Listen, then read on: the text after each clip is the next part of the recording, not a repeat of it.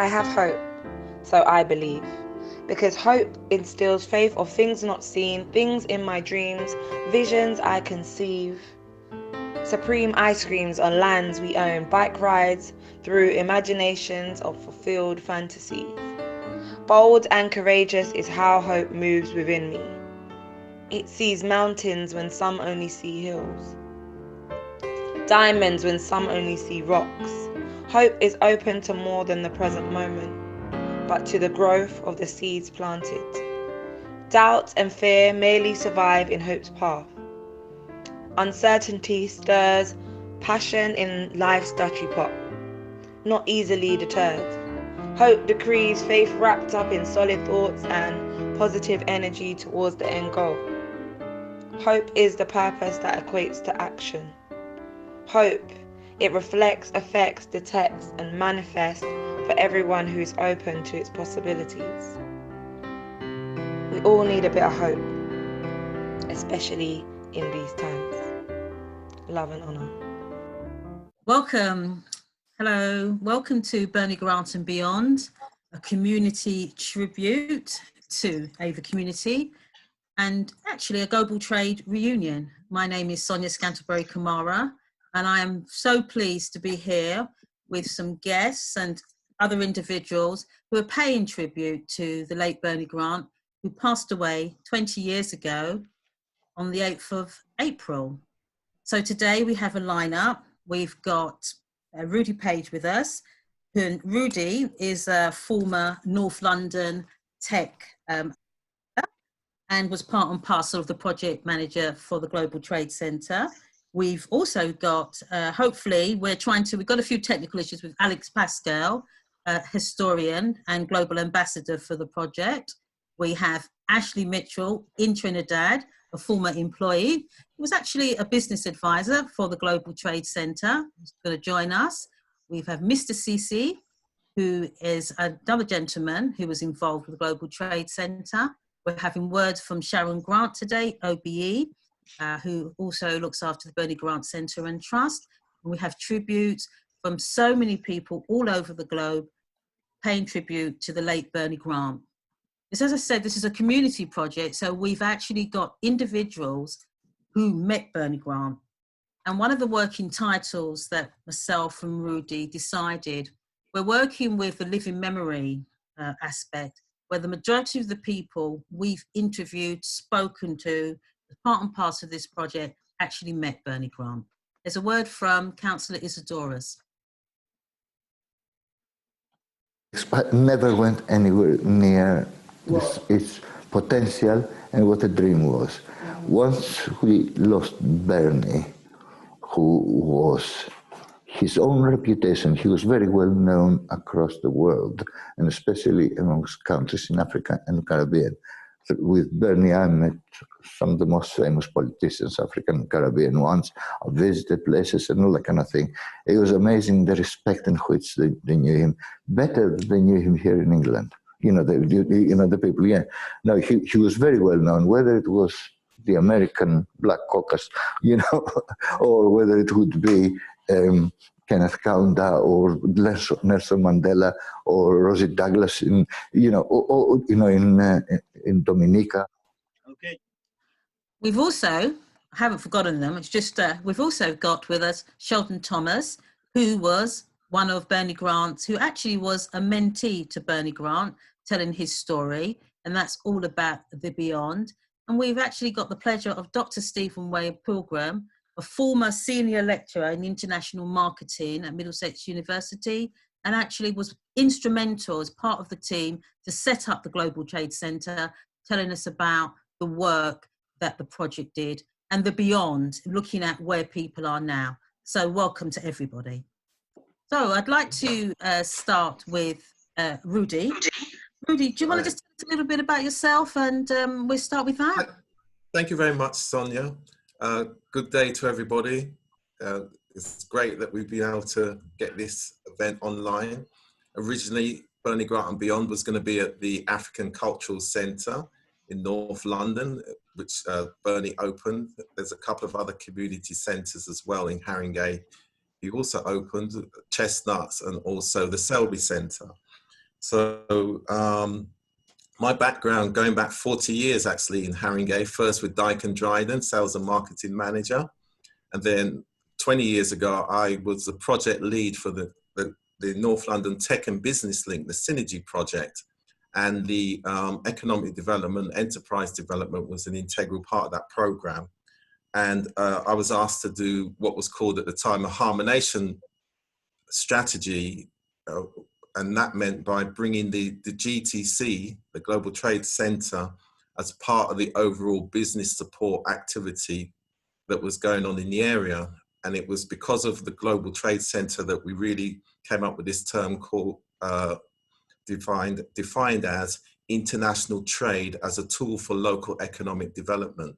And it was directly, that thinking was directly related to the work at Global Trade Center, and that thinking went through a lot of other business support, and there's lots of reports, and a lot of people don't realize that that thinking really came for that relationship of bringing the mainstream business support world with the Global Trade Center, which was specialist, which recognized all the diverse communities in the local economy and the importance of their host countries. And so again, it was about trade as opposed to exports. There's a big trade difference between international trade and exports. Thank you, Rudy. So I wanted to just ask Sheldon to join us here, because Sheldon, you've got an excellent story.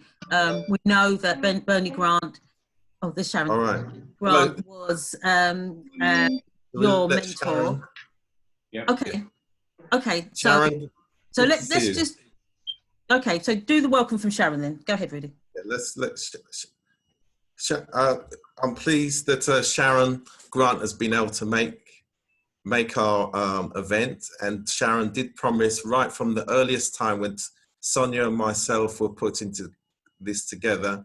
Sharon did give a commitment to be involved. So I'm so pleased, Sharon, that you're here. And over to you for your tribute. Thank you. So am I. I'm glad to have been able to connect. I wasn't able to connect with the screening earlier on, I'm afraid. So I look forward to seeing that at a later date. But obviously, very, very symbolic day for me, and for many people who were close to Bernie, and also for many hundreds, if not thousands, of people that weren't so close, but felt his presence and felt his influence. Yes. I'm glad we've been able to do such a great deal in his memory. As you know, we've set up the Bernie Grant Trust, and the very extensive archive of all of Bernie's letters, papers, artifacts, the robes that he wore very symbolically into Parliament on the day that he arrived. And I must say, I think there's a particular interest on this call in the Global Trade Center. I think some of the records of the early days of that are also in the archive, you'll be pleased to hear. And what I would say also, the archive is an organic thing. So if there's things that people want to add about how that all happened and the work that went on behind it and what inspired it all, then we can always add things in, because if we don't do that, then these things will be lost in 20 years' time. We may not be here 40 years' time, but there will be people who will be looking at what people like Bernie and all of you did in that period when the community was under such pressure. And a whole variety of responses ensued, many of them led by Bernie, many of them not. But it's important that we track all that, and there is a history there for new generations. And Bernie was a focal point for all of that. So I think through the window of his life, we can see an awful lot of what was going on in those times. So it's all there for anyone to look at and to study and to learn lessons from going forward. So thanks for all you've been doing around this anniversary. Thank you, Sharon. Thank you very much for that, Sharon. And Sonia and myself, we're committed over the next 2 years to continue this legacy and really map out in detail exactly Bernie's contribution and the influence he had on the the community economic development aspect of his work will be drawn out much more clearly over these next 2 years. Yeah. And before we go on, I'd just like to say also we've had a tribute from Lord Paul Boateng, which is a very nice tribute. He says, Bernie was one of the outstanding political activists of his generation, whether as a trade unionist, council leader or MP. He fought with passion, focus and courage, which are sorely missed. So that's from Lord Paul Boateng, a great tribute. Back to you, Sonia. And he picks up on all the points there, the fact that he was lots of things to lots of people. And I think that it's interesting because right now, with the coronavirus, you know, I'm going to mention that a lot of families are worried, they're in pain, they're having lots of losses, and it's a worrying time for everybody. So right now, if ever there was a time we need true community, it's now. It really and is. leadership. And both, definitely. But let's have a few words. Yeah, absolutely. Sheldon, quickly, I know you've always told the story about Bernie and can you taking you in. Can you introduce Isidorus, please? Okay, and Isidorus is with us. We have Councillor Isidorus with us as well, who was also, I think he was CEO of the Global Trade Centre, but he's known Bernie Grant over the years, was also a council leader, and he's going to be sharing his stories and paying tribute to Bernie Grant, is part and parcel of the Bernie Grant and Beyond programme today. Sheldon? Yeah. Well, my story is slightly different. During the 80s, we had problems in South London. Nothing exclusive to South London, but problems of racist police officers in the National Front in the 70s and 80s. And that, to me, birthed what you may call street gangs today because of our resentment to the way we were treated by those police officers at that time.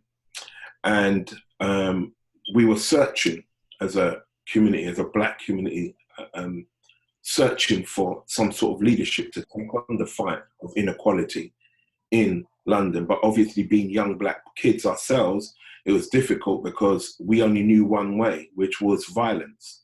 And unfortunately, many of my friends and many of us got locked up because of the violence, the way we retaliated against those police officers that would sort of kidnap us and do various things. I won't go into that right now.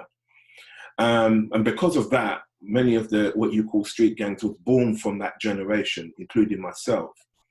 And I think for many of us, because that time period wasn't really looked at as sort of the community was in crisis or of gangs, many of us lost our lives. I lost 9 friends to gun violence during that time period. And obviously I myself have been shot at myself several times in various incidents. So we was looking, or I was looking, to find a way out of this lifestyle, find a way of how else can we fight inequality? How do we fight that? How do we fight a system that is totally against us? And believe it or not, I came up with an idea of forming a collective of musicians, black musicians, to record a song for South Africa. And we just needed a figurehead.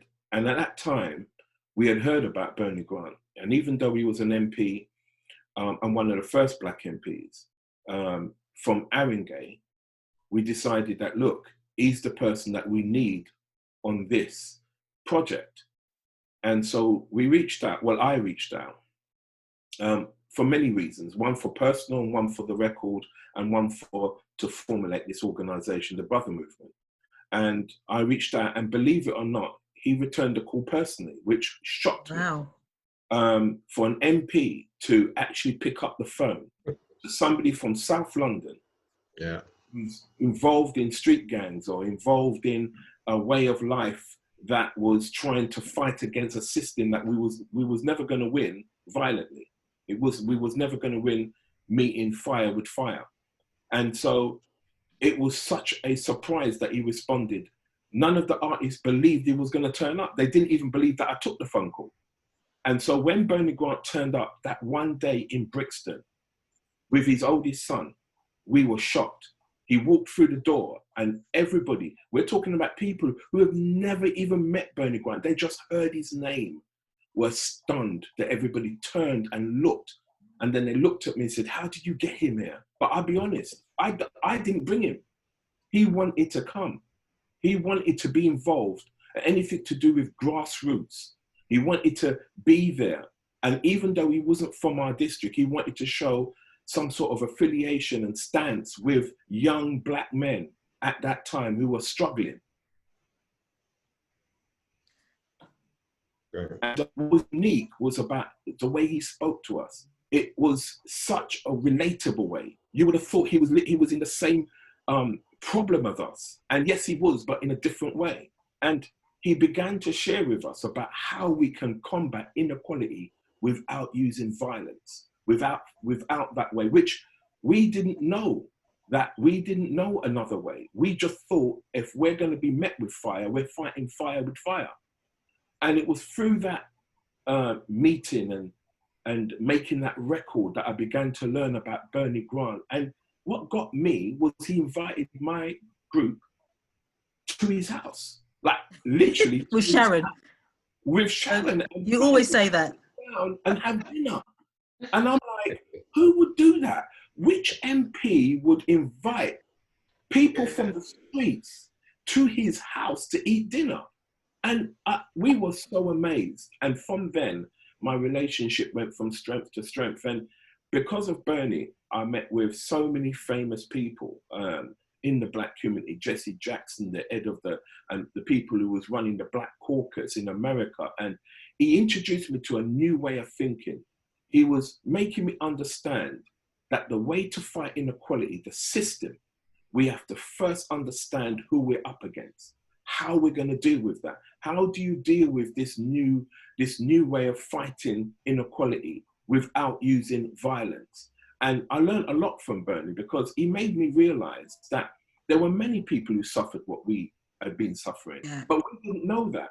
We didn't know. We thought when you're young, because when you're young, you're not privy to everything that happens in America or Brazil, where black South Africa and places like that where people are systematically under the cosh because of the color of their skin. So we didn't know that until we met Bernie Grant. And it was through him that I began to get a new way of thinking, which was I went back to school because of that. I literally went back to university to go and get a degree, to get my diplomas, because Bernie Grant showed me that, listen, if you want to win this war, we've got to fight it with intellect. We've got to fight it with a new vigor of passion, which you take from the streets, but to use it in an intellectual way. And it made me realize that for me, as a black man or a young black boy at that time, I was with somebody that had a foresight for our community way above his time, way ahead of his time. And I just feel that I'm not sure if we're going to ever meet a person like that again, that's going to be so relatable to young black men in the way there is. But part of that legacy is that I have stepped up my game in terms of the work that I do within gang members across this country. And because of Bernie Grant's teachings and the meeting of Jesse Jackson, I have and been mentored for him for so long, 3 years, I think it was. Okay, Sheldon. That work. Okay, Sheldon, thank you so much for that. That's we're going to pick up a bit more about gangs and everything else later on. But the point you've made there is that Bernie Grant truly didn't make a judgment about you, you know, of young people. He literally wanted to participate and get involved for the good. And on that note, I wanted to ask Isidoris if he would join in and say a few words as well. Isidoris? Hello, yes. Your tribute. I don't know, I came to know Bernie because I was a councillor in Tottenham, and Bernie, obviously, it was his area. We worked together on a lot of things within the Labour Party, numerous campaigns from, I don't know, closures of post offices or pharmacies or other things, or local anti-racist campaigns, all that kind of thing. But eventually came to know him, and I knew him as a very good MP, a real powerful personality. But eventually I came to know him better in the last years of his life, where we started getting more and more working together on certain things and certain projects.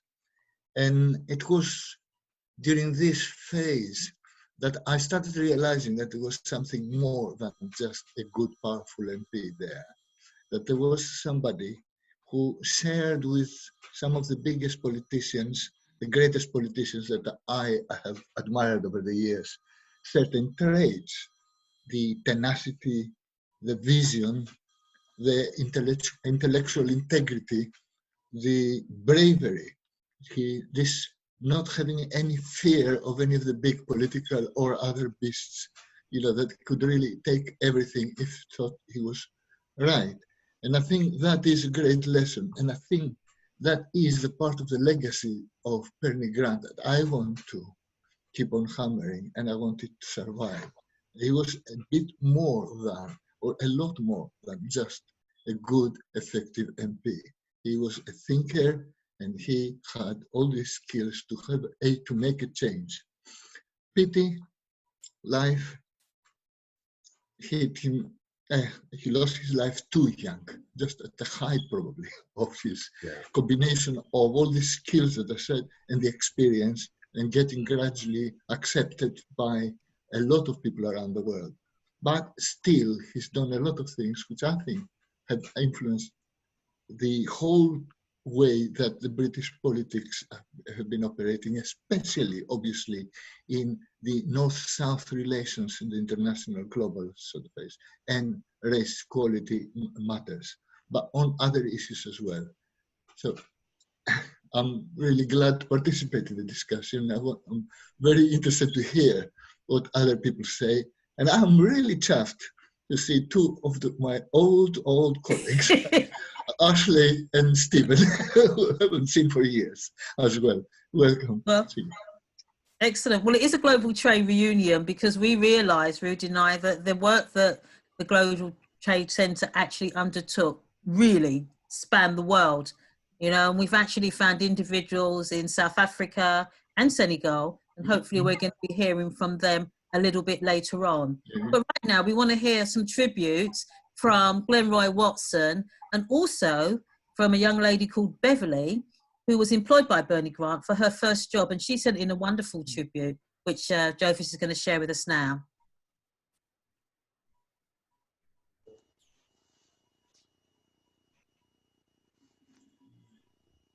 Well. Oh, got Martha. Well, I'm just like the leader who's listening and organizing, trying to avoid, divisions. Because some of the elder ones were just sort of like, well, it's happened, let's pray and, sing and so on. And the young people are saying, no, no, no, no. We want to know what happened. So you need to unite the voice and then ask for an answer, and nothing was coming forth. We went to the police station, we weren't getting any answers. And, so we went down to get the elders to come to the African Caribbean Center so that we can inform them of what was happening. And the younger people were down at the Youth Association on the farm asking for us to come so that we can go back to the police station to find out what, why one of our members. That was a word from Baroness Martha Osimo. We were just, sorry, excuse my manner, actually, Baroness Osimo has been very helpful for us supporting this project, and she's given a personal tribute. We're going to hear a little bit more from her, her recording a bit later on in the programme. But we also have some tributes. So I think we've got them there somewhere, Joseph, from Glenroy and Beverly. No. Can we see them? You Okay, remember the runner.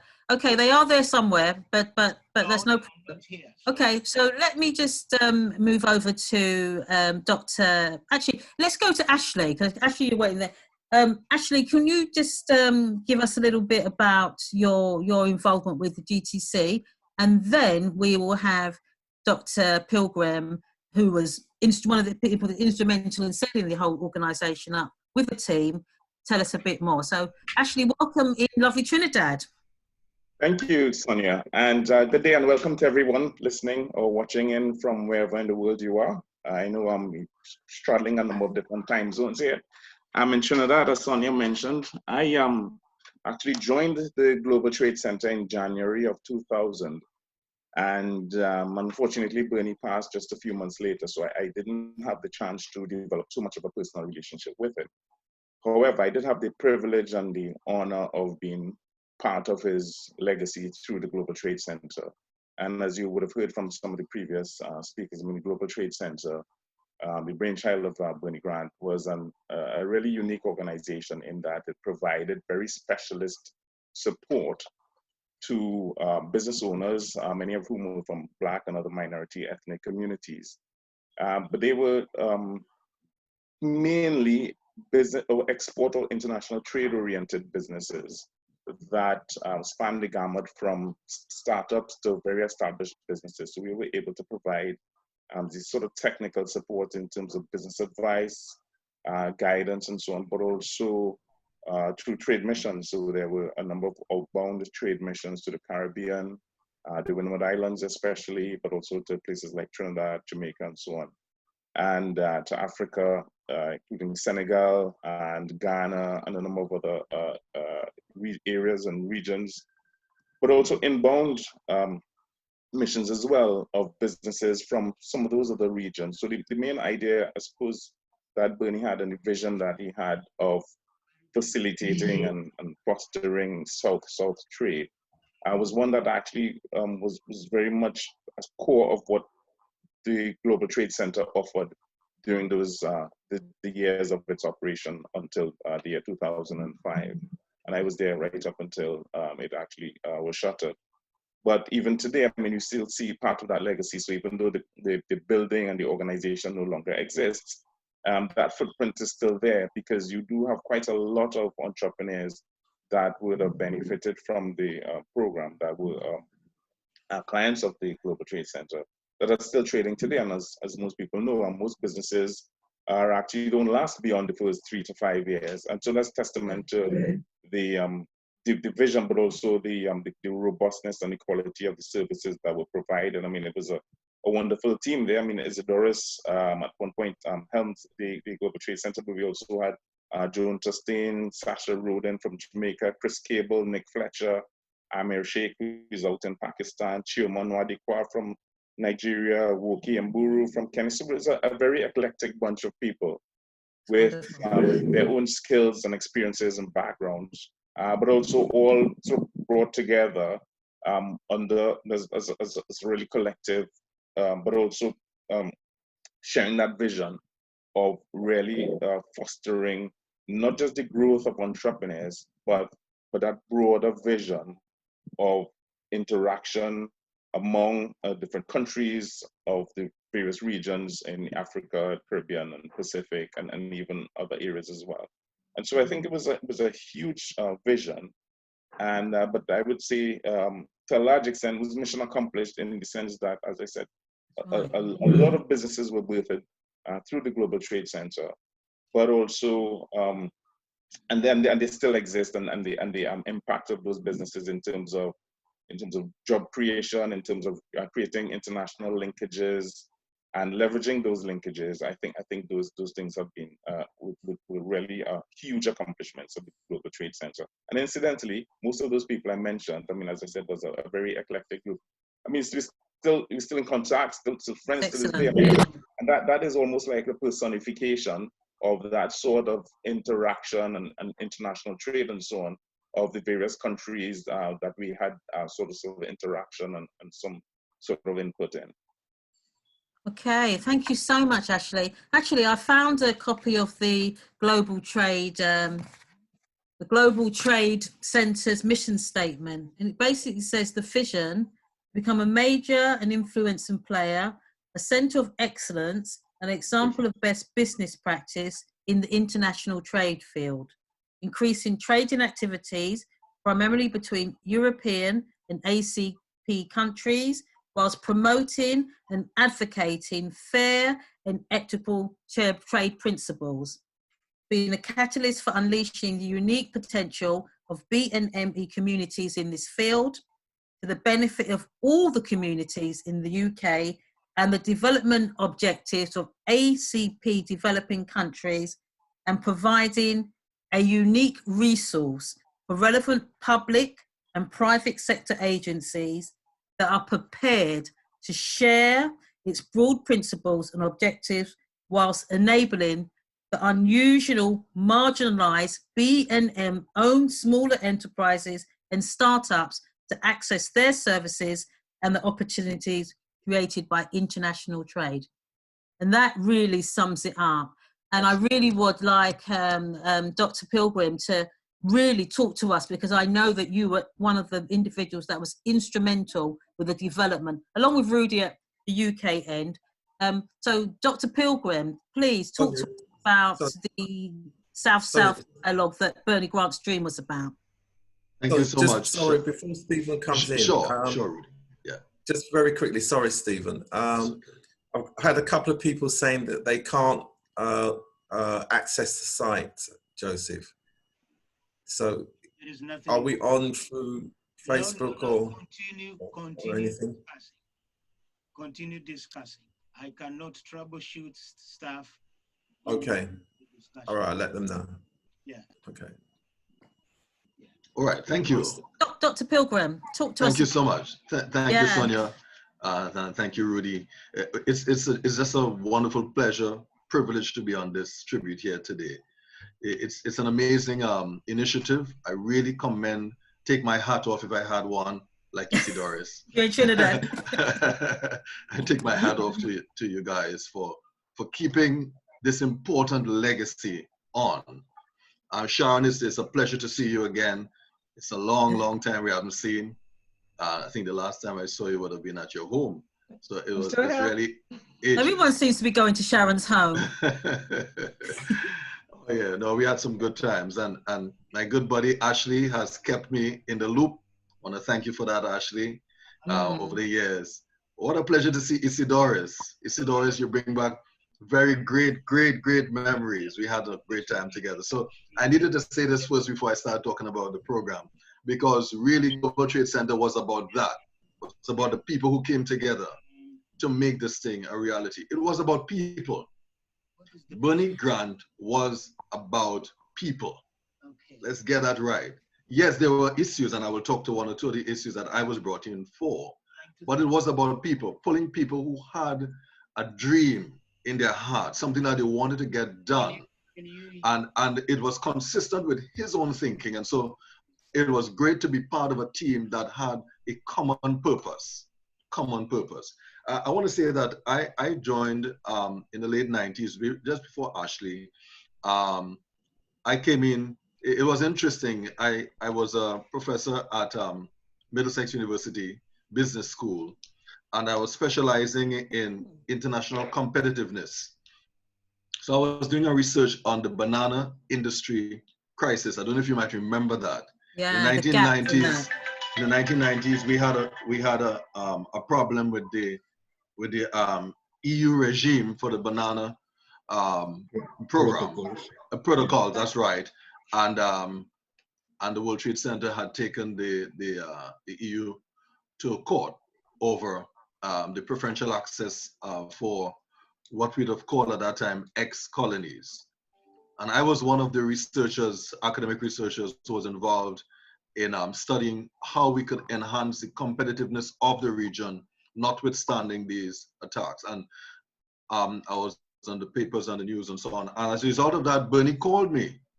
I actually got a letter from the House of Commons, and I wondered, who's have you still got the letter? I don't know that I still have this. Okay. A long time. I really should have kept it, but hindsight is 20/20 vision. And that letter invited me to a meeting at the House of Commons, and I was really chuffed because I never went and so on. And who did I meet? But larger than life, Bernie Grant. One of the greatest mentors I've ever met in my life. A man who was not only inspirational, but willing to give up of his own self to fight a cause that he believed in. And when he spoke to me, he infused in me a desire to be part of this. It was not difficult for me to join GTC after meeting with Bernie Grant. I went back to Middlesex University. I spoke to the Vice Chancellor at the time and encouraged him for me to be a part of GTC officially. And so Middlesex University had me as their representative on the board of GTC. So I was sent to all formal meetings. In fact, I was one of the people that Bernie Grant put his hands on for international development and trade relations. So on several occasions, I would travel to the Eastern Caribbean on behalf of GTC and Bernie Grant. I went to especially Dominica, where his good friend was the Prime Minister. That's Rosie Douglas. You might remember Rosie Douglas. And Rosie Douglas and I built up a very close relationship because of Bernie Grant. I would go to Dominica, I would stay in the Prime Minister's house, the official house, and then he said, you know what, Stephen, come and stay with me. And I went and stayed in his house. That's the kind of relation, that's the kind of leaders we're talking about. People who were unpretentious, unafraid to let their guards down, to pull others in order to achieve a common purpose, a common good. Rosie Douglas, Bernie Grant, two of a kind. And Bernie Grant introduced me to Rosie Douglas. And of course, Rosie Douglas introduced me to his entire cabinet. That's why up to today, Honorable Roosevelt Skerritt, Prime Minister of Dominica, is still my close friend. And whenever we meet anywhere, he calls me and he says, come, let's just chat for a while. Because he and I had some ding-dongs in the cabinet, because I was pushing for international development going European way, and he was pushing for Cuba. And we had some ding-dongs politically, but notwithstanding, we are good friends. And I want to say it's all because of this larger-than-life mentor, the Honorable Bernie Grant. Part of one of the initiatives that I was instrumental in developing, at least beginning, was what we call IBDACOR, International Business Development and Resource Center of Dominica. It was one of the first projects that we started. It did not complete because of the untimely passing of Rosie Douglas. And if you know anything, and I'm sure you do, about countries in the ACP region, it is very much led by leaders. If leaders start a project and leaders are not there, sometimes the projects don't have a wind to carry on their own. This was one of those that Rosie Douglas mentored and pushed at the beginning, but when sadly he passed away in 2000 as well, actually, a little later than Bernie Grant, he passed away in October of the same year, then the project started to have some challenges in moving forward. But the objective there was to develop a diasporic trade relationship, so that from different parts of the ACP, African, Caribbean, Pacific states, there could be an international trade center with GTC in England and IBDACOR in Dominica for the Eastern Caribbean and others in South Africa and so on, and Senegal, and we pull everything in from the different parts of the world together with GTC at the center. That was the vision we were pushing for international trade and development. And it was an amazing vision that I bought into 110%. And as one of the first speakers said, I think Sheldon, really it was unfortunate, the passing of Rosie Douglas, of Bernie Grant. I prayed for him to survive the challenges he had, and it didn't come through. And I was really broken, and Sean would know that at that point in time.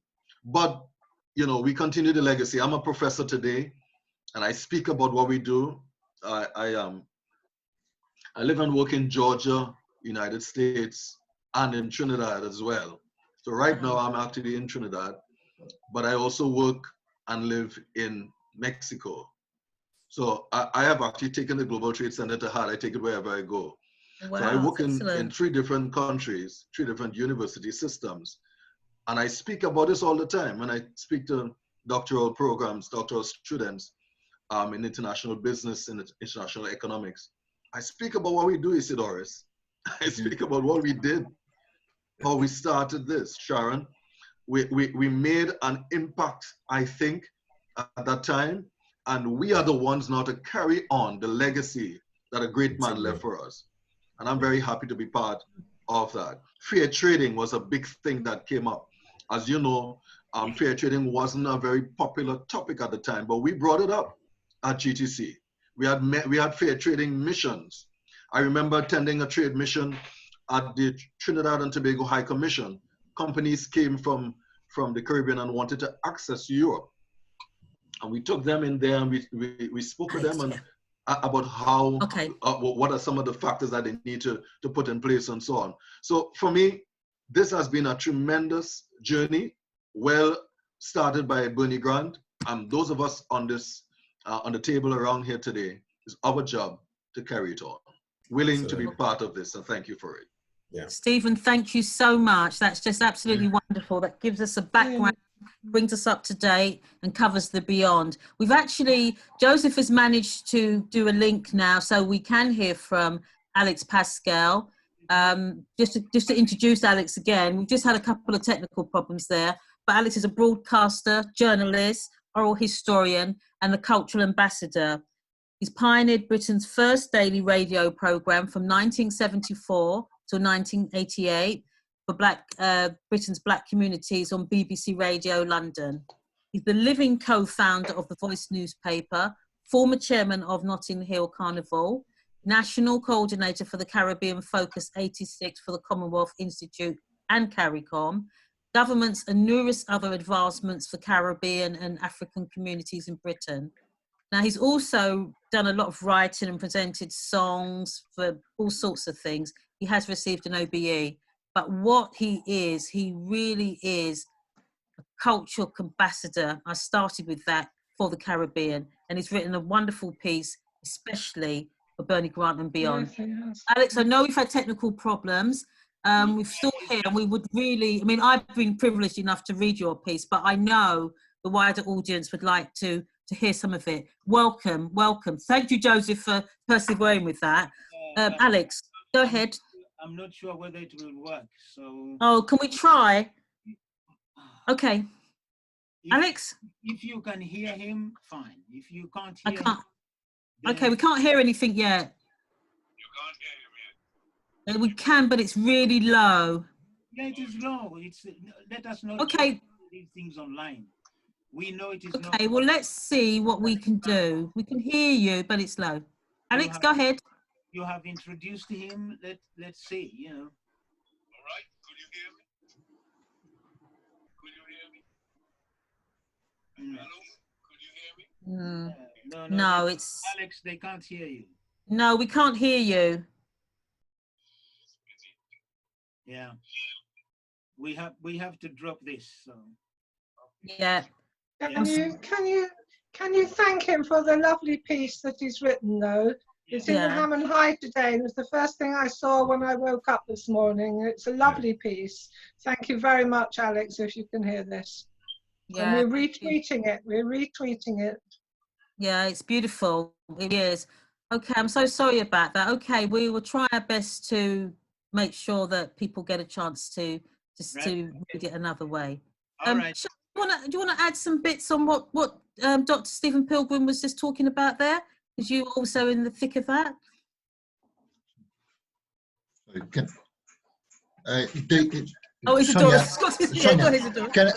I just add a few things?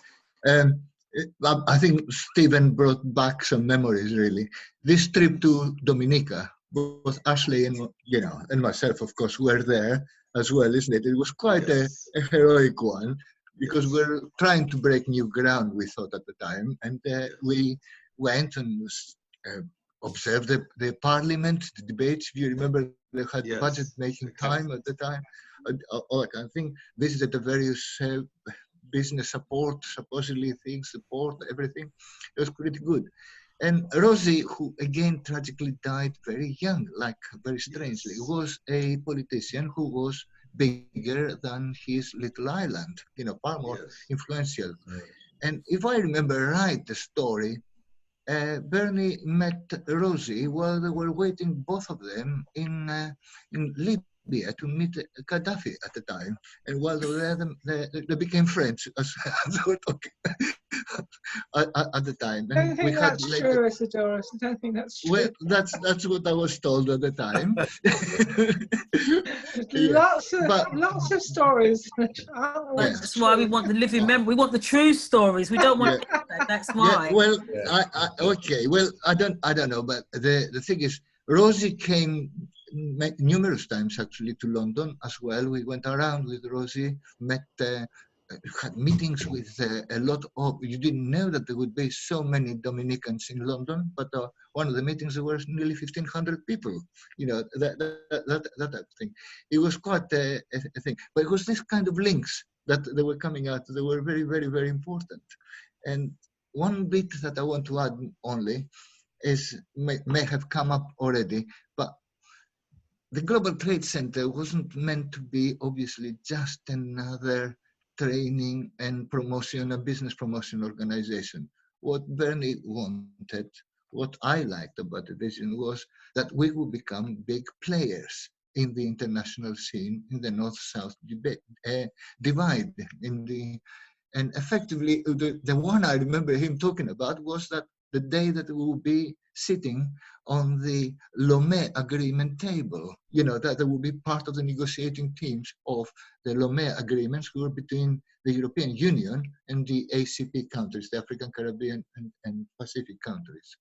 Anyway, that's my little contribution to, addition to what Stephen said. Could I just make a comment on something Stephen said? He mentioned the work that he and others did with Bernie about the bananas issue. Yes. Now, there is a legacy to that, which you may not know about at this stage. We recently had a Heritage Lottery grant to do work with Bernie's archive. And part of that project was about developing teaching materials for schools to try to ensure that we put some black back into the curriculum. You know the issue, around decolonizing the curriculum. And one of the issues that the consultants we used picked up, because it was quite an easy thing to convey in some ways to young people, was about this whole question of the importance of bananas to certain economies in the world. And if you remember, there was a cartoon, I think, with Alexis Sale, the comedian, hitting Bernie over the head with a banana. Now that's a very visual thing, which is now being incorporated into this teaching resource. And it will be used by teachers in various key stages to illustrate a whole number of issues around that, particularly around the dependence of the global economy, all of those things. So all of that work, it will live for some time yet, and will be in the minds of young people going forward. And that wouldn't have happened if it wasn't for some of the work that we did.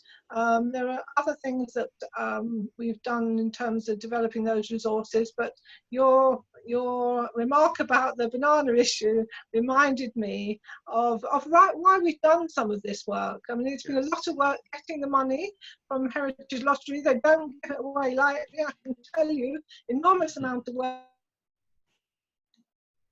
just to fill in the forms that they require, let alone to deliver the project. But we had 30 or 40 young Black people spending a lot of time in the archive going through a lot of this material, and that includes the material around the Global Trade Center, and trying to make some sense of it for a new generation of young Black people. So seeds were planted, and they continue to grow. That's pretty important, I think, and we'll carry on doing that work, trying to get more money, and maybe we could do another focus around the Global Trade Centre itself. If we can get... Can I just add one comment to that? Yeah. Yeah, so I mean, it was no accident that the Global Trade Center was co-located with the Bernie Grant Center and Trust in the same building on the Tottenham High Road there. And because there were some synergies that for some people may not have been obvious at the time, right? But with Sharon and her team there, including Stafford Scott and Marshall Bogues and Julian Ford, the job they were doing there was very much like in those linkages with the Global Trade Center and the Global Trade Center's remit. So one might have seen, I mean, it might have seemed to some people that business development and international trade was separate from the other work that the Trust and the Center were doing. But obviously there were other overarching synergies there that Charles just spoke to, so that even 20 years later, you can see the fruits of that. And I can add to that, Ashley, that's such a good point, because in my work, I was involved in I had an input in the creative industry strategy for North London, which of course included Haringey. And at the time, the African Caribbean Cultural Centre that whole area was designated as the cultural quarter. So in fact, the cultural centre is the actual gateway to Haringey's cultural quarter. Yeah. And so we always made that link between culture, economic development, community aspiration, and of course the creative and cultural industries was a way of, you know, harnessing a lot of talent. And of course it's obviously global in its nature. So even when I was working on behalf of the Tech and Business Link at GTC, there was always that focus in my mind that, you know, culture, commerce, they're integrated, and the different sectors, they actually work together in terms of sector development. Because in those days, sector development was a key way of looking at economic development. And if you remember, and probably Stephen will know this as well, there was a general reluctance even to recognize the creative and cultural industries as a sector. Absolutely. Even though now, 20 odd years later, Britain heralds itself as being one of the, you know, largest creative industries, you know, hubs in the world, et cetera, et cetera. But back 20 years ago, there was not that attitude to the creative and cultural industries. And like I said at the beginning, what that meant to the diversity of talent in the local economy and the opportunities for doing business internationally, the international trade. So that whole thinking of international trade as a tool for local economic development, those roots are planted, you know, with GTC, an integral part of the business support infrastructure. And we've never, even people like myself, and Stephen outlined it there, yourself, Ashley, as individuals, we've carried that thinking because we were there. And in fact, the story about Bernie, when I first went to even though I knew Bernie before the project for the Tech and Business Link, when I went to see him at the Global Trade Center, and I explained why I was there in terms of the Tech and Business Link to extend the harmonization. And he just said to me, well, if you're half as good as you say you are, then we'll be all right. That's a Bernie comment, definitely. So I wanted to ask Sheldon, I know that you started the story about gangs, and we know that you run Gangsland now, which is something that is really important in our community. I wanted you to share with the audience a bit more about, you know, where we are as a community in terms of knife and gun crime. And when I say share that, it's not a negative. When I say not a negative thing, we understand there is this situation, but, you know, because I know you've done research, I know that you look into things on a deeper level. What do you think is the driver behind this situation? That, you know, I always wonder, what would Bernie Grant be saying in a time like this, you know, where we have so much youth violence and youth crime, even though you've pointed out that this is nothing new. I've listened to you, I've been to your lectures in the past, you know, this is nothing new, but does seem to be something impacting on the community, all communities really, young people. I think what's missing is people like Bernie Grant in that stature, because I think for me, when he started mentoring me, there was something that I learned about him as a person and as an MP, and him as a person overpowered the MP part of him, because he was a people's person.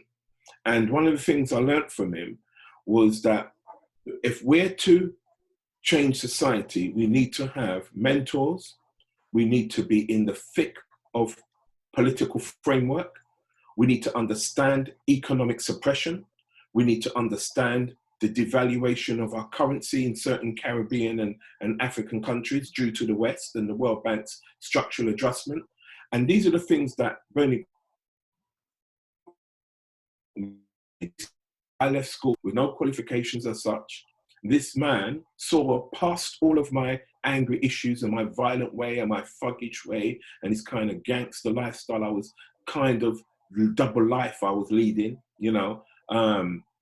And he saw past every negativity, and he saw something that said, you know what, you can change your community. And what he instilled in me is what I'm doing today, which is one of the things I've realized is that we do not understand young people of today, because young people of today are different from back in our days. So if you go back to the 60s and 70s, in that time period, a lot of young men growing up had both parents in the home. Today, we don't have that in every single home. A lot of young kids, especially young black kids, are growing up in a world where there are no fathers, or the father is absent, or the father is not supporting the mum in the way he ought to be. And those kind of situations have arisen. And I think if Bernie Grant was around, I think, and we had more people like Bernie Grant of that stature, that character, that personality, I think that we may not have been in the mess we're in today, because today's young people lack that fathership, lack that mentoring, that doesn't talk about hatred. Bernie Grant never spoke to me once about hatred. He faced the most brutal time as a politician in terms of how people viewed him as a black man, how people viewed what he was saying and misinterpret a lot of what he was saying. And I think that from that standpoint, young black kids today are missing that, because the leaders we have tend to prey on hatred, tend to want to divide. And what Bernie Grant was showing me, and this was all new to me, he was showing me he made it as an MP, even in adversity. And it showed me, listen, I don't need to resort to this gangster lifestyle, this violent, fuggerish lifestyle. I don't need to be like that. And what young people are missing today is that. Now, for me, they have that in me because I'm the legacy of Bernie Grant. I'm a legacy of that. I've gone back to school. I've got my degrees in statistics. I've got diplomas in economics and accounts. All of that was because of Bernie Grant. I had no idea about.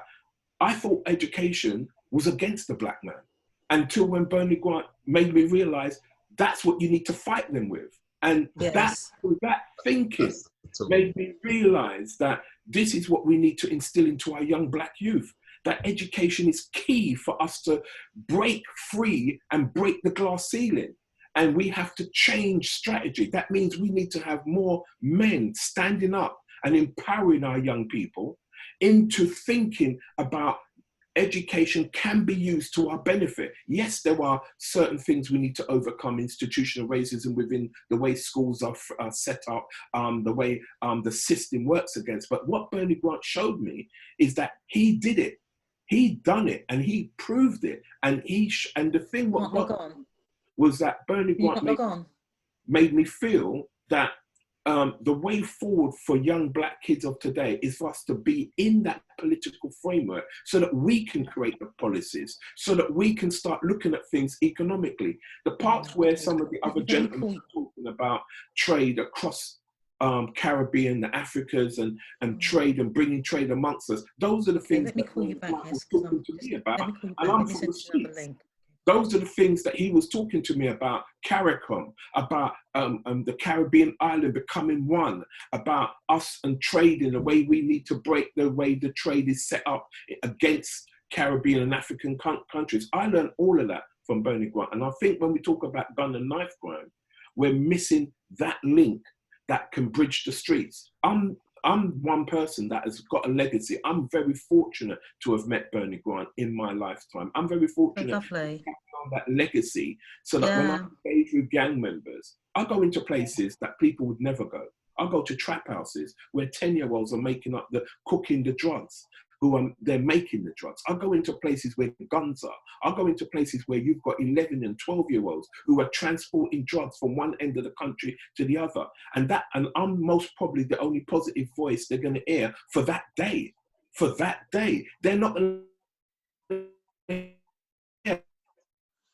again a freak or when I come back up there. And you can see this all over London. You can see this all over the country, that young men are missing somebody to engage with them and see past all of this gangster see past all of the charade of I want money, and really delve into the psyche and the psychological mental constraints they have and broaden that out. And I think that is what's missing with young black men of today in terms of engaging with them. And the people that should be doing it are unable to do it.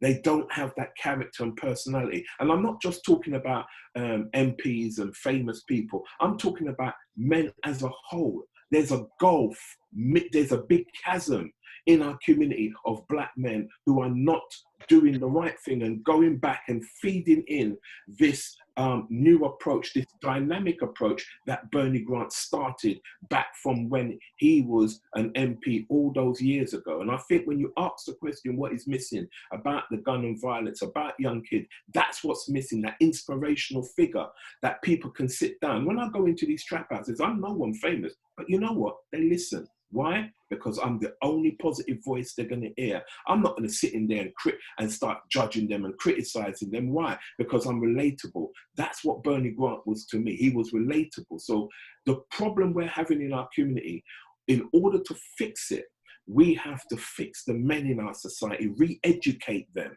get them to understand what it means to raise children, what it means to not abandon your child because you don't get on with the person, with the mum, but to how do we engage with our children even when we're not living in the home.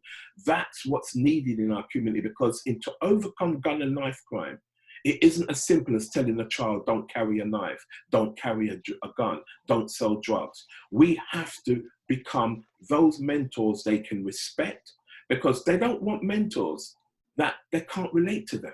They want mentors that can understand their lifestyle, that's not going to criticize them, but's going to inspire them. And I think that's what's missing. And unfortunately, I'm just one person. And I know there are others like me out there, but there's not enough of us. And I think the legacy for me is that I need to pass on what Bernie Grant passed to me onto more and more young people, especially in the black community, so that they do have that voice of understanding, because division and hate is not going to help us. And us keep talking about how the society is against us won't help us. We have to become fighters like Bernie Grant. We have to believe we can become an MP. We have to believe we can become the Prime Minister, because if we don't, then we can't change society. Society can never be changed from the outside in anymore. We've got to change it from within. And we have to educate our black men to understand that thinking. You know, Sonia, could I jump in? Because I'm going to have to go. I've got another conference call. Yeah, go ahead, Sharon. Thanks for all this. And just looking forward, can I just say that we are in this lockdown situation at the moment.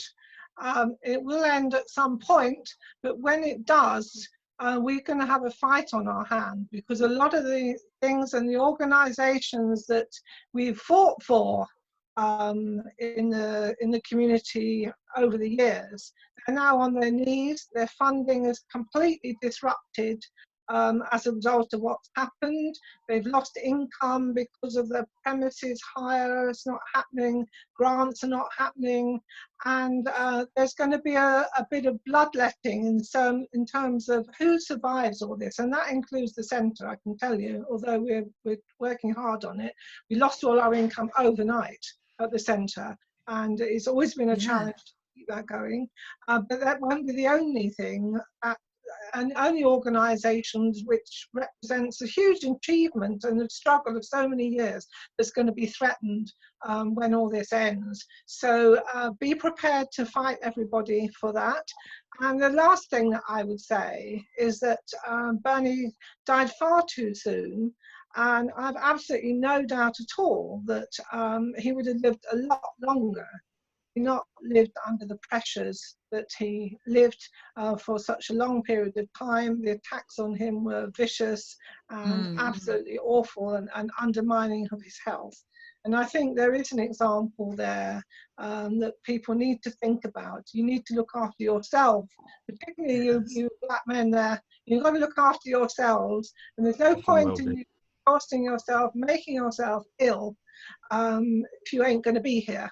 We want you to be here, stay healthy, stay well, carry on the fight. So thanks, everybody. I'd love to record some of this and maybe put it on our YouTube channel, which is growing by the hour today, I think.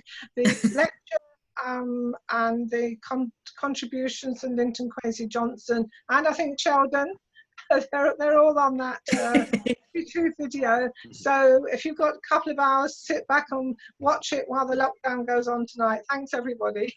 Thank you so much, Sharon, for participating. Sonia, just before Sharon leaves, I just wanted to just say, Sharon, it has been a real great joy and pleasure to have you on the call today. But also the work that you have done cannot be understated. What you have done to keep this together for 20 years is absolutely amazing. And you should take a bow this morning for what you have done. In your room, you take a bow because you have been very instrumental and inspirational in the entire process. I want you to know that's lovely, but I couldn't have done it without all of you, really. Of course. But as Sheldon said, having some leader, having someone who is inspirational at the top, does go a long way, and we really do want to salute you this morning. Can I add something before Sharon goes as well? And Sharon, I never said that to Sharon, but Sharon might hate me for saying it. But when Sheldon was talking about, I thought, this great man, Bernie, the tenacious guy, etc., had an Achilles heel, and that was he liked people and trusted people too much. And often this trust was abused, and he suffered from it. And I saw at the time Sharon very much as she was deliberately playing the role of the gatekeeper, as someone who was actually protecting her, protecting Bernie, and without her, probably Bernie would have been dragged down a few times by this kind of pettiness and exploitation around. So in addition to keeping the legacy alive, Sharon, and the center wouldn't have happened, all these things, after all that kind of thing. It was before Bernie died. You played a tremendously important role from that side, and other things as well, but this one in particular, I remember it. It was a huge privilege of my life to work so closely with him. So thanks, everybody. I've got to go. Oh, thank you so much, Sharon. Thank you. Okay, then. Bye. Thank you. Bye. Bye. Bye. Bye. Oh, that was Sharon Grant, the OBE, making her contribution to Bernie Grant and Beyond. It's an online platform where we're honouring the late Bernie Grant, who passed away 20 years ago. So we do have some other clips from Baroness Osama and some others, but I'm going to try and play a very short testimonial from a young lady called Beverly Willie, who gave us a great story. She was actually the secretary to Bernie Grant and Jeremy Corbyn when they worked in the Post Office Union. So hopefully you're going to be able to hear this. I really do want you to hear it. Hopefully we can hear it. Hello. Can you hear My it? name Yeah. is Willie. Okay. I first met Bernie Grant in 1979. He was then a trade union official for New, and the organisation were opening a new regional office in North Finchley and were therefore recruiting for staff. I was studying at college at the time, and a good friend directed him to me. After a knock on the door, I saw a man in a Ford Escort with 3 kids hanging off his neck. Poor Bernie was trying to pacify his young sons while trying to be professional, while explaining the job description, application form, and subsequent interview to me. I attended the interview and got the job, but Bernie was not on the panel. Upon starting my new role, I learned that Bernie was tying down a full-time job as a trade union official, together with being a Haringey councillor. Bernie wasn't very good at administration. This I learned from his secretary. But if he was invited to a public meeting or a member needed support, he was there. I remember how Bernie would sign his letters as B.A.M. Grant, so acquired the nickname as Bam Bam in the office. There was an occasion when staff were not able to locate Bernie. Remember, there were no mobile phones in those days. When Bernie did catch up with staff, he explained about the pain he had in his leg, which became unbearable. So he drove up and parked in the hospital forecourt for medical attention, believing he would be seen quickly. After being assessed, the medical staff told Bernie he was going nowhere. You have deep vein thrombosis. But I've got a meeting to get to, protested Bernie. I've left my car on the forecourt. The nurse took his car keys to move the obstructing vehicle and repeated that he had a very serious condition. Bernie soon returned to work, but his health was not the same. Bernie was elected to Parliament for Tottenham in 1987, so had to resign from his role as trade union official. But I continued to follow his activities as an MP with interest. In Parliament, he gave a voice to those who had no voice. As one of the first Black MPs, the unseen were now being represented. I often wonder what Bernie would have made of the issues affecting our community today. Gun violence, knife crime, the Windrush scandal. These issues would have affected him deeply. I wasn't able to attend the funeral, but I did say goodbye when Bernie's body was laying in state at the Tottenham Leisure Centre. I gave thanks to a man who gave an 18-year-old girl from Tottenham an opportunity to make her way in life. There you go. That was a tribute from a young lady who literally contacted us, and we've also got some photos of Bernie Grant and Jeremy Corbyn at the Newpie Christmas party, all having a big hug. So we can share that with you as well. You know, a lot of people have been through their attics and found photos and the most amazing things that they are sharing with us. And we're going to make a platform to do that.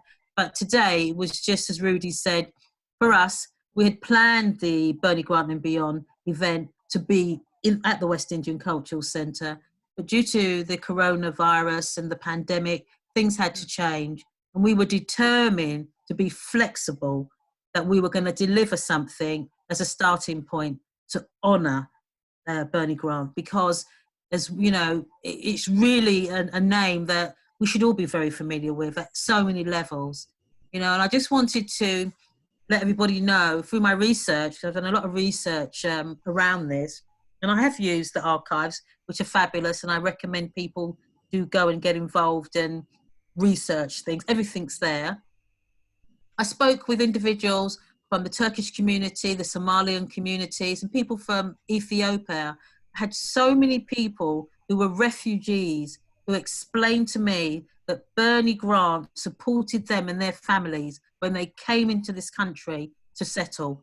You know, with no, as Sheldon pointed out, no judgment, nothing, only just there to support people and let them know that they're welcome in Haringey, because he was obviously a Tottenham MP. And I didn't get that from one or two people. I got that from several people from all different backgrounds.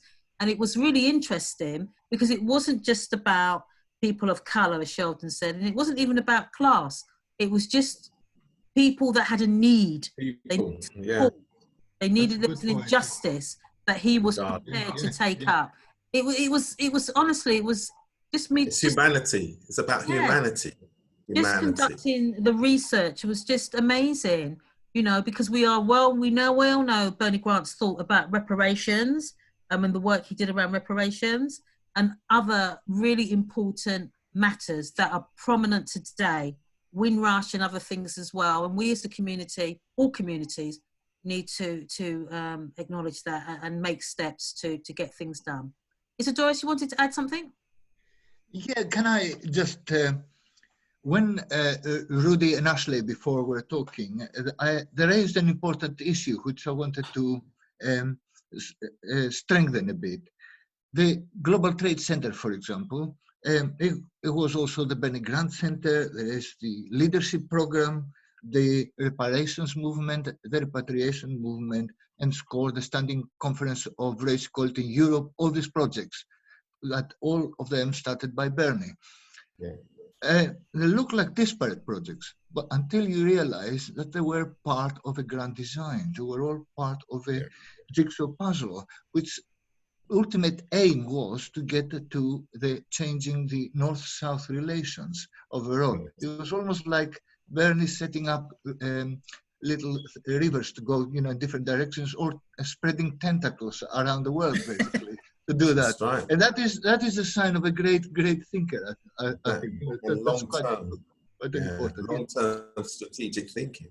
That's why I feel that there's a lot more, and but we will do some future sessions just on the GTC and its role in, given that we're going into a new world anyway, and the importance of technology connections. And Sheldon made the point about, delivering learning and education to young people. We spoke about the creative and cultural industries, which is all that natural talent. So there's still a lot of work for us to do. And the good thing is there are a handful of us of that generation. And of course, I work quite closely with Isidoros when I was representing the Tech and Business Link as it relates to the GTC. So there's experience in terms of the system, how the system works, which Sheldon alluded to. There's a way of working, there's a way of developing programs and facilitating different parts of the system to collaborate. And as Stephen mentioned, even about the Middlesex University, but if you remember Dr. David Smallbone and there's the Nigerian professor, Dr. I can't remember his name, I can't believe it. But again, we've got the case study and the bit which was used in Dr. David Smallbone's work that he did Kingston University around SMEs. All of that came out of Haringey, So there's still a lot more for us to set the record straight, and the individuals who are around that GTC at the time and the work that they did. Let me just add something to what you're saying, if I may, Rudy, if I may. You see that South-South dialogue, that we must understand that it is really out of that whole discussion around the South-South dialogue is what the GTC was all about. And in a very interesting way, and probably inadvertently, because of what's going on now in the world, we are probably better able now to effect a positive South-South dialogue because of technology. Yes. Because the world has become a melting pot. It's much easier now. Everyone was forced to stay at home and learn to do business in a different way. Now we could facilitate a better South-South dialogue. And those of us who are in academia, we have started out already. And, you know, I didn't say this before Sharon left, but I know she was worried about the financing going forward. And I don't know if, Sonia, you have a part where you'll be talking about the future on its own. But if not, we're going to do that, because Rudy's we're going to be looking at that and yourself, because that's the beyond, you see, that's really important. I have some things to say about that. I actually think that Sharon might be surprised to see how the groundswell of support could come to play for the future of the organization and the future legacy. It doesn't have to die because of a coronavirus or because no chance. No, not at all. Not a chance. No, not with us on board. Not with the people who have been impacted by this legacy. We are the ones to carry it forward. It's people who make a difference. And if we make a difference, listen, I mean, we were talking about, Sheldon spoke a lot about the social ills and some of the socio-political ills. But GTC set up more than that. Bernie Grant gave more than that. I mean, part of what I was doing in the Caribbean was to try to identify and set up some microfinancing for small businesses. Isidora and myself, that's what we were talking about. Microfinancing. It's a big issue among ethnic minority businesses, not having funding to take them forward. But now where we are, we have some pools that we could draw from.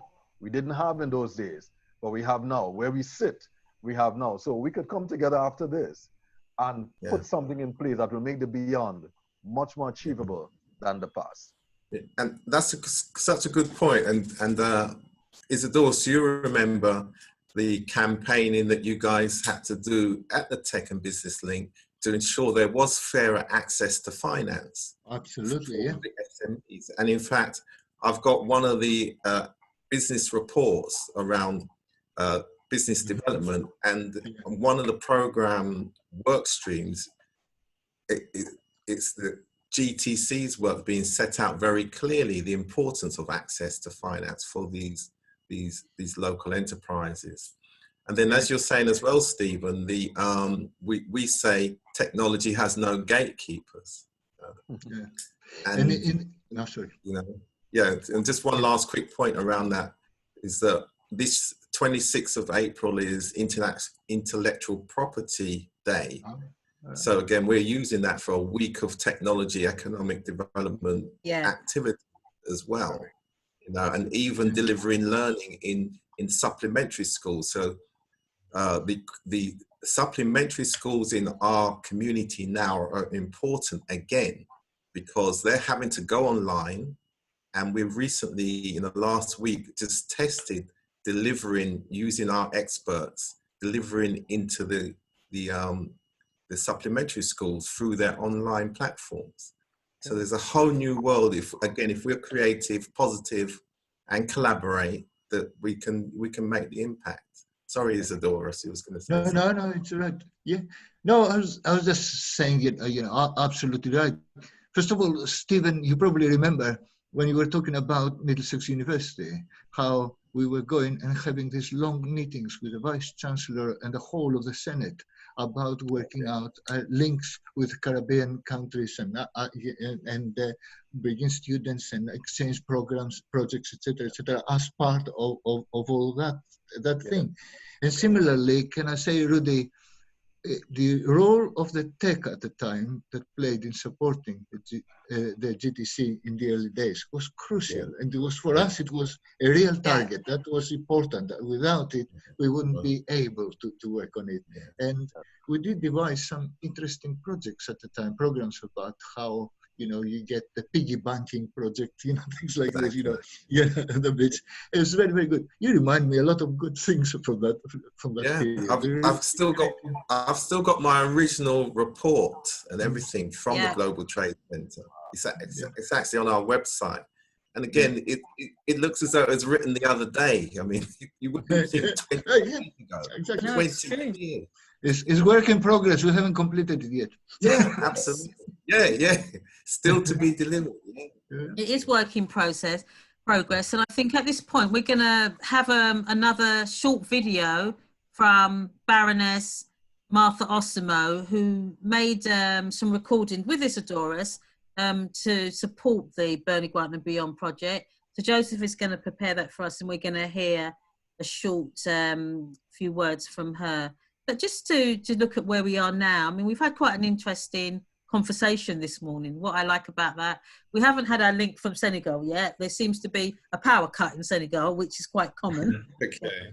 Yeah, so Bamba hasn't been able to link, but he has been sending me texts, and he's literally trying to see how he can join in and make his contribution, because, you know, it is fantastic that the Global Trade Center managed to host 21 delegates from Senegal, literally, that came along in the inward trade mission. And what was really great about that, Stephen, that you'll be aware of, they actually did a trade mission where, as you does remember, they took businesses to Senegal to meet the business, the business equivalent, you know, Chamber of Commerce, the MP at the time, who was small business, the SME business, and they were actually on the brink of doing a deal, because one of the areas the Global Trade Center identified as a possible growth industry in here's Bamba now, in Senegal was actually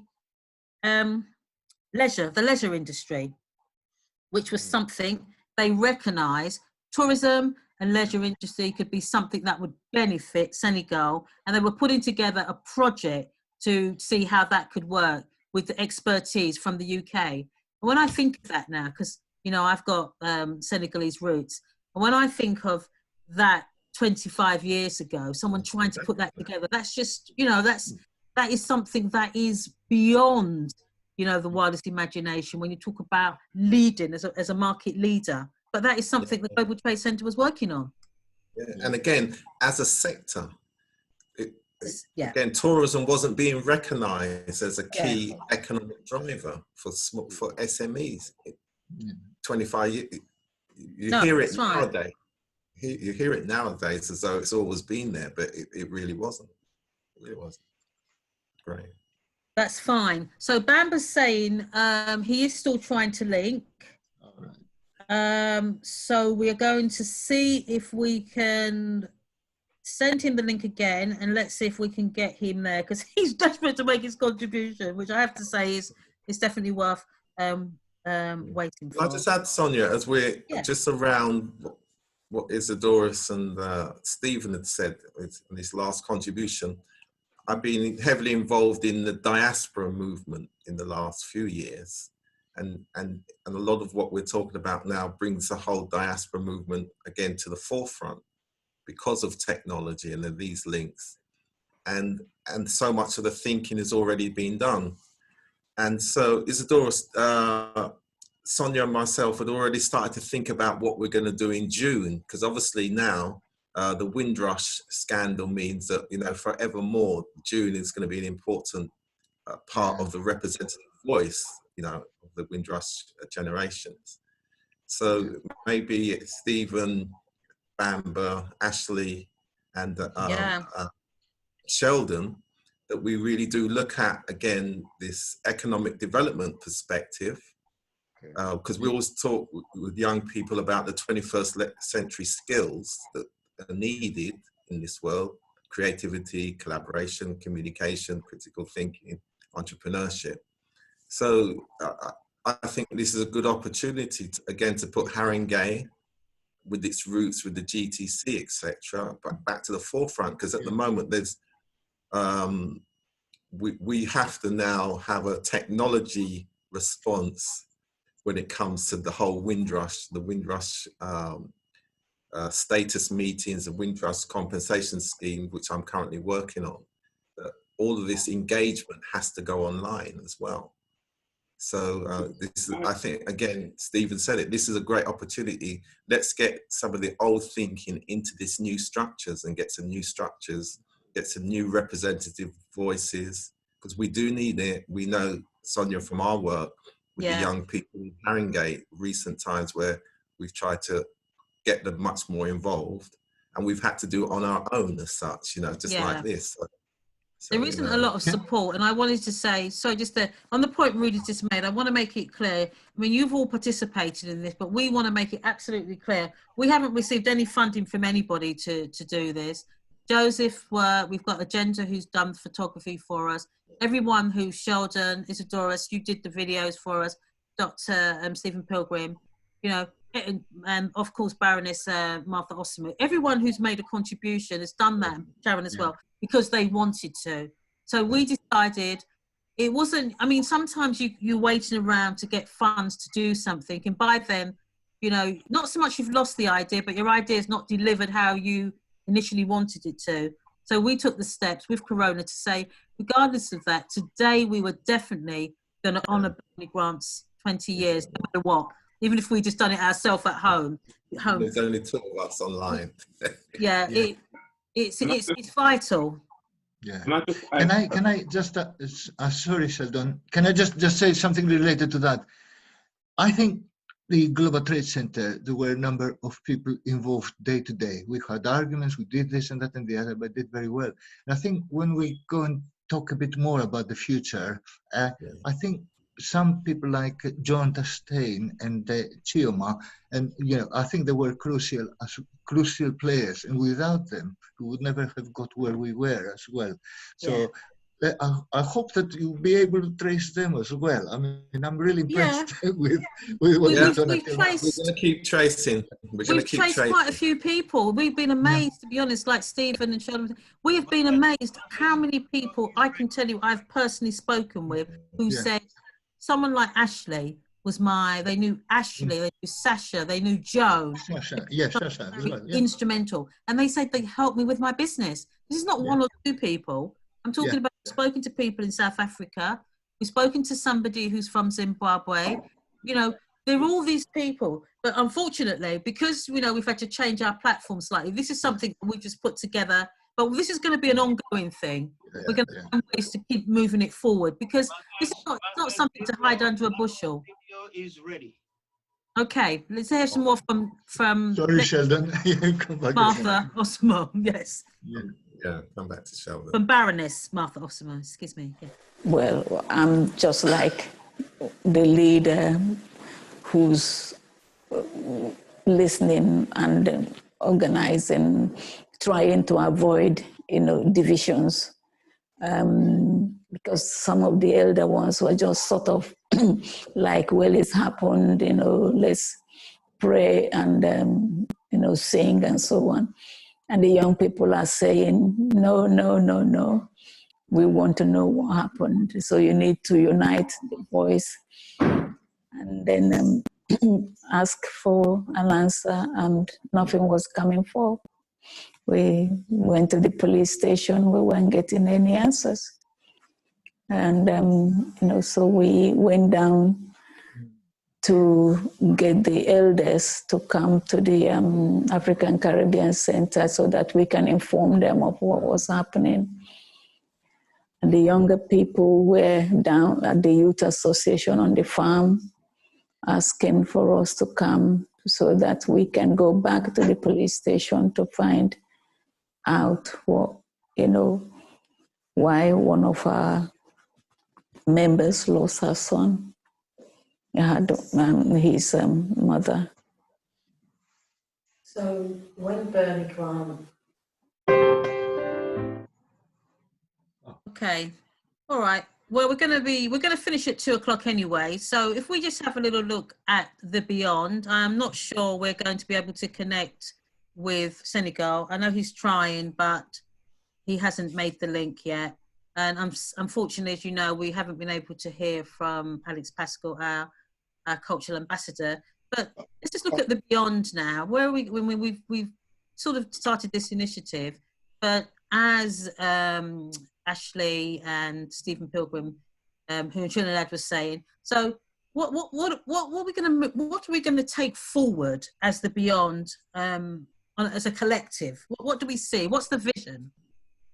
Can I just add something before? One of the things that I learned from Bernie Grant when I was in America, we went to an area with Jesse Jackson where crack cocaine was, you could smell it and the stench at least 400 or 500 yards before you got to where we got to. And one of the things that Bernie Grant and Jesse Jackson was talking to me about, being a former gang member, was transferring the skills of drug dealers, which was spoken about in 1988. That's right. And one of the things I've been trying to do, and I think we need to look at as a whole, is looking at transferring those skills into a more corporate and legitimate business proposition or entrepreneurship. And I think that we need to look at that, because the next generation of young black men and young women in our society already recognize the idea of money exchange. They're growing up in the material world more so than we did when we were young. So we have to start recognizing how young people think. And regardless of whether we agree with them or not, many of them are very materialistic. How do we get them to understand that materialism doesn't happen overnight? The money doesn't just come so simple. Well, the only way to do that is to re-educate their minds around this idea of drug dealing, county lines, and getting them to understand that you can apply the same methods of transportation of drugs, branding drugs, your drugs market, your contact list, the way you structure your drugs business. And we need to look at how can we train these young men and young women to transfer those skills into real businesses, into real legitimate businesses. Now,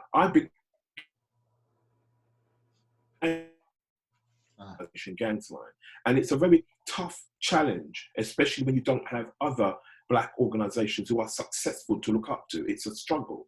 And it's also a struggle when you don't have a person like Bernie Grant who can consistently inspire and motivate you. We don't have that kind of leadership anymore. So I think if we're to look at what you're talking about, how do you go forward? What is your beyond? You then have to look at re-engaging with these guys, these gang members. That means having a new strategy of getting people that they can engage with on a more consistent basis. Because you wouldn't believe that the engagement I have with these gang members, the time that I'm meeting them, they're not selling drugs. That tells you a lot. That tells you that even for that moment, even for that 1 hour, the 2 hours that I am actually in their presence, they actually are not selling any drugs. They're not actually shooting anyone. So it tells me that the fact that I can do that for 2 hours, I can't imagine what we could do if we had this properly organized and structured in a way where we can start going out and deploying men to engage with them where they're at, so that we can get that thinking change around materialism, about what looks like a father figure, because many of them are groomed and manipulated by these men who make them believe that the fast car, the nice clothes, the gold, the platinum chain is what a father should be giving a child. What we have to do is change that narrative.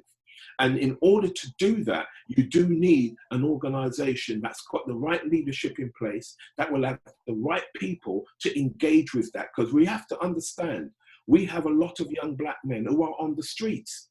We don't have a lot of black men who are not on the street. There's so much of them. Even when they're going to school, these kids are still on the streets doing the things that are negative. They are still under the influence of older gang members who have no alternative, no ulterior motive more than to use these kids to make money in an illicit way. So we have to change the narrative within our community and stop being afraid of addressing that from a black perspective, because we are afraid. Every time you mention the word black, everybody's like, oh, don't do that, don't say that.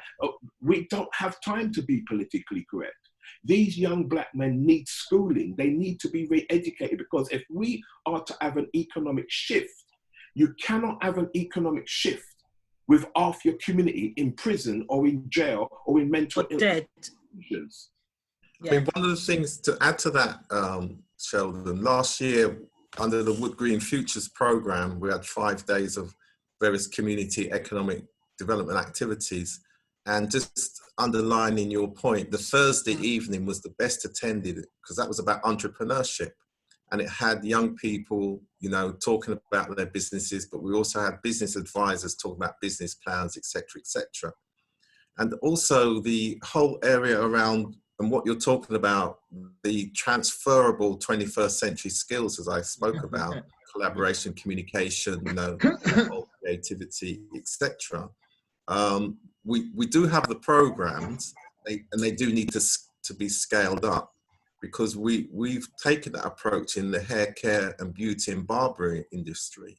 One of my colleagues, Derek Clement, he worked in Kingston, Jamaica, and they were quite surprised. Some of the toughest kids were interested and sat down and listened whilst he gave talks on barbering and spoke about the benefits of barbering and what that could mean in terms of economic development. So again, I'm agreeing with you, and that's one of the points of the African Caribbean Cultural Centre in Haringey, for us to deliver that type of learning and enterprise development, and that's on the cards. It's going to be how we scale that up, of course. But yeah, we'll definitely be happy to invite you to be part of that, because exactly what you're saying, those young men and young girls, but the sector, the hair care and beauty sector, has a lot of opportunities, both economic, and leads people to get skills to do other things. And then in terms of the beyond that Sonia mentioned, part of the beyond now, I think, is, and I've been really encouraged by the GTC and thinking about that, because I put a lot of thinking into, from a system point of view of GTC. So it's great to have Stephen and Ashley there, and especially Isadora. That we now right. all participants, but thought long and hard about how we tackle some of the structural inequality issues that we face, but using the system to get over them. And loads of us, there are enough of us who've had that experience and understand what we need to do. And we've got the proven by practice track record over the last 20 years to show this is how we did it and it can be done. So one of the things I guess I would propose is this a GTC roundtable, where we look at international trade and go back to the original thinking of international trade as a tool for local economic development. And the local economic development bit is of young people, going back to Sheldon's point, because I don't know if you remember in the old days of the tech business link, Isadora's, and if you remember, we did a lot of work in construction. In those days, Cornell was the main provider of learning and skills for the construction industry. And Dr. Edgar Neufeld, if you remember him, had the Cultural Diversity Forum. And so a lot of pressure was put under the economic levers in Harrogate to say that you needed to employ young people, Black and minority ethnics, into the construction industry, because what we always said then, from a system point of view, the construction industry was like a Hoover, because you could hoover up thousands of young people, and then they could get skills, because obviously there's a lot of different sectors in construction, lots of skills, but there's lots of jobs and subcontractors, and you can become repairs and maintenance work, development, etc., etc. So in this day and age now, the creative and cultural industries is like that now. There's so many different elements and so much creative talent. So again, it's how do we, with the GTC thinking, use that to, again, hoover up all these young people that we've got rolling around and bring them into the system. The mentors are there. The people are there, Sheldon, who are willing to get involved. And at that international level, you've got Ashley, Stephen, who actually understand that whole pipeline from that local economy and what it means to do international trade, because they understand their own local economies. And as was pointed out earlier, that South-South link was a really important way of thinking, was way ahead of its time. You know, and there's a lot more connecting pathways now that there weren't in those days. So yes, so I think us having a GTC roundtable, you know, over the next few months, and just start to think these things through and start to develop programs. I think that's a great idea. Can I just add something, Sonia, just very, very quickly? Before the meeting now, I had a quick word with Sonia, and I mentioned in passing that I did paraphrase a phrase from a Greek poet which I dedicated to Bernie. And listening to you, Rudy, but especially to Sheldon, I just thought how opposite it was, which says that they tried to bury you. They tried their damnedest best to bury you, but they forgot that you are a seed. So, effectively, you see now these things that the seeds that Bernie put. Yeah. Okay. I Sorry. thought, yes, when Isidore shared that, I thought, yeah, so right. You know, you'll bury me, but I am a seed and I will grow and I will. Exactly. But the beyond, I wanted to say, because Ashley still works in the Enterprise Hub. So Ashley, even though he hasn't mentioned it, is still very much involved in businesses in Trinidad, aren't you, Ashley? Yes, I am. Yes. Yes, so he's an agency that provides technical and other types of support to entrepreneurs. And I also wanted to pick up on some of the other points that were mentioned there just now. So Sheldon, for example, was talking about sort of gang culture and gun and knife crime and so on, which are huge problems, obviously, within the Black and minority ethnic communities. And he was speaking also about changing the narrative. But I also wanted to, yes, that is a really valid point, and you want to change the narrative to that cohort. But also there are lots of young people, young Black and other people within London and the rest of the UK that are doing really positive, salutary things as well. And part of changing the overall narrative is actually shining a spotlight on what they are doing.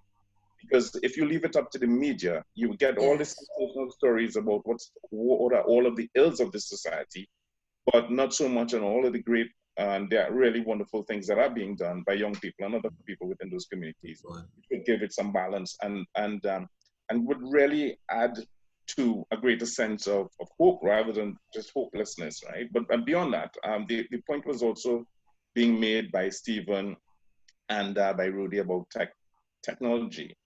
And ironically, in the year 2000, that was the year of the Y2K bug, and everybody was... That's right. No, that's exactly right. Because we were all so beholden to computers. The planes were going to fall out of the sky. You're absolutely right. That's true. And now we are running to technology because of a real bug, right? So there's a little irony there, but beyond that's a very good point. Beyond that irony is the possibility of using technology to tell some of those narratives and act as some of the connective tissue, as we were talking about there just now, among the various elements of that ecosystem. And I like the whole idea of the system thinking there, Rudy. So when you're talking about culture and international trade, business development, social development, all of those things are part of a big whole, a jigsaw, as Isidore has mentioned before. And so whilst we lament Rudy's passing and the fact that he's not been here for the past 20 years, and we wonder, how would Bernie have coped with some of these challenges? The reality is that we have to look at, okay, how beyond the individual, beyond the person, what are some of the mindsets that we want to cultivate and continue to cultivate? What are some of the systems can be put in place to really strengthen that ecosystem that would leave oxygen for all of the negative things that the communities are experiencing and living through now? And so, whilst we don't despair, I mean, the reality is we want to look at how can you bring together all of these seemingly disparate elements and shine a light on what's already being done. We don't need to reinvent the wheel. There's lots of good things being done, perhaps in silos, but how can you bring them together? And I think that's a good practice. Because there's so much divisiveness or divisiveness in society. How do you combat that? And you kind of unify people. You kind of create synergies. How can you create the nexus between various communities and various sets of people? So it's not about otherness, but it's about collectiveness. And let's see how we can foment and enhance that, through, I mean, I might sound kind of airy-fairy, but the reality is No, you're not sounding airy-fairy. What you're saying makes absolute sense because, it is about truly connecting and coming together, no matter how we look at it, because once we are divided, we are weaker. That's a fact. Everyone has their role. Yes, I look at what's happening in the UK in terms of business support and business development, and a lot of business support organizations, a lot of incubators and accelerators and so on. But if we were to extrapolate Bernie's vision and idea into now, I mean, I think there's still this room for the creation of something that is expansive, but still fit for purpose, looking at these specific challenges, including the challenges that are now wrought by this whole COVID-19 pandemic. How does that change things? But there are opportunities there that can be tapped, that we can avail ourselves of as a community. Yeah, excellent thinking, because I'll tell you why what you're saying does work from a system point of view, because the Wood Green Futures has one simple vision, mission, values, and what we say is to create inclusive, peaceful, caring and enterprising neighborhoods for youth development and community well-being.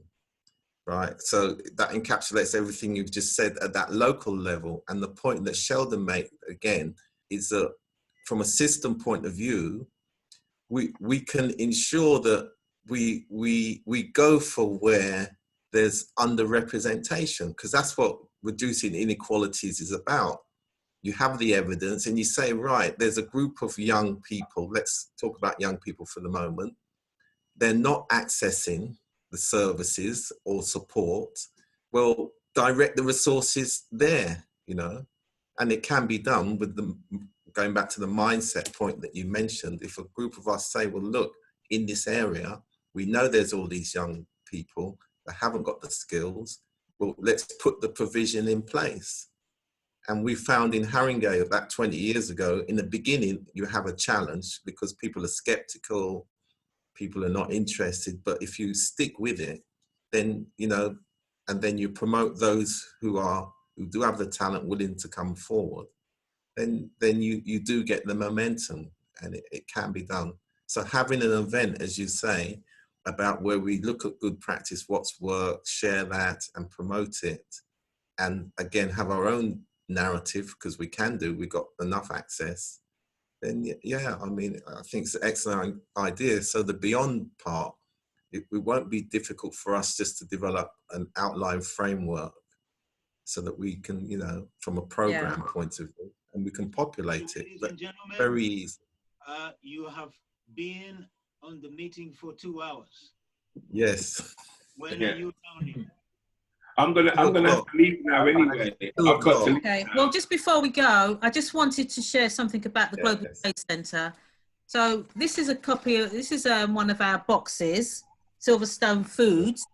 Right. And we actually started our business with the support of the Global Trade Centre, as Ashley will remember, by attending trade missions, with the marketing, with UKTI, who worked with the Global Trade Centre.